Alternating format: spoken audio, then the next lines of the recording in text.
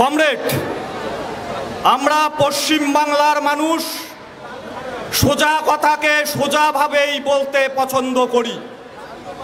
যারা চুরি করে তাদের আমরা চোর বলি, যারা ডাকাতি করে তাদের আমরা ডাকাত বলি, যারা কয়লা চুরি করে তাদের আমরা কয়লা মাফিয়া বলি, যারা বালি চুরি করে তাদের আমরা বালি মাফিয়া বলি, যারা ধর্ষণ করে তাদের আমরা ধর্ষক বলি।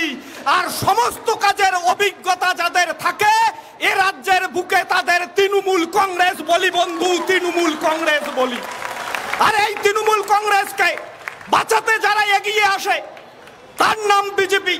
গ্রাম বাংলায় দেখা যায় যে গরু চুরি করতে যায়, গরু চুরি করতে গিয়ে ধরা পড়ে, পাবলিক পেটানোর আগেই পুলিশ পৌঁছে যায়। কি কারণ? কারণ চোর আর পুলিশের মধ্যে একটা সেটিং আছে। এ রাজ্যের বুকে তৃণমূল যখনই চুরি ধরা পড়ে বিজেপির থেকে, দিল্লির থেকে ফ্লাইট চলে আসে কলকাতায়, এখান থেকে নিয়ে গিয়ে আশ্রয় দেওয়া হয় দিল্লিতে। স্বাভাবিকভাবেই এ রাজ্যের বুকে তৃণমূল বিজেপি দুটো শক্তিকে বিরুদ্ধে লড়াই আমাদের করতে হবে। লুটেরাদের জামানায় লুট হয়ে যাচ্ছে স্কুল ঘরগুলো একের পর এক লুট হয়ে যাচ্ছে। কলেজ ক্যাম্পাসগুলোর অবস্থা খারাপ হচ্ছে। ক্যাম্পাসগুলোতে আর শিক্ষার পরিকাঠামোর মান থাকছে না।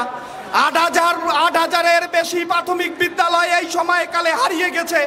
শিক্ষক আছে, স্কুল নেই, স্কুল আছে, ছাত্র নেই। এরকম একটা পরিস্থিতির মধ্য দিয়ে আমরা যাচ্ছি। বিজেপি চায় যে এই সরকারি শিক্ষা পরিকাঠামোকে আদানিদের হাতে তুলে দিতে। মমতা ব্যানার্জিও তার বাইরে নয়। তিনি ঘুর পথে ঘোমটার নিচে খেমটার নাচ নাচছে। কি করছেন তিনি? মুসলিম দরদি কথাবার্তা বলছেন। একের পর এক মাদ্রাসাগুলো বন্ধ করে দিচ্ছেন। মাদ্রাসায় রিক্রুট নেই, শিক্ষক নেই, ছাত্র নেই, ক্যাম্পাস নেই। এরকম একটা ভয়ঙ্কর পরিস্থিতির মধ্য দিয়ে আমরা যাচ্ছি। আমাদের বাংলায় একটা প্রবাদ আছে, কারো পৌষ মাস আর কারো সর্বনাশ।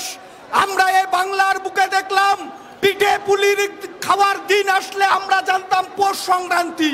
আর এই প্রজন্ম তৃণমূল জামানায় আজকের প্রজন্ম জানছে রাত ১২টায় মা বোন যদি বাড়ির থেকে বেরিয়ে তৃণমূল পার্টি অফিসে যায় তাহলে ভাবে যে পিঠে পুলি খাওয়ার দিন এসেছে।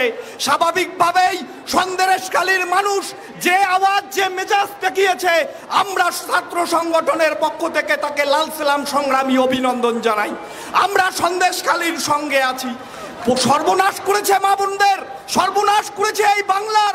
স্বাভাবিকভাবেই ছাত্র ঐক্য গড়ে তুলে আগামী দিনে নরেন্দ্র মোদী এবং মমতার বিরুদ্ধে আমরা লড়াই করতে ঐক্যবদ্ধ হয়েছি।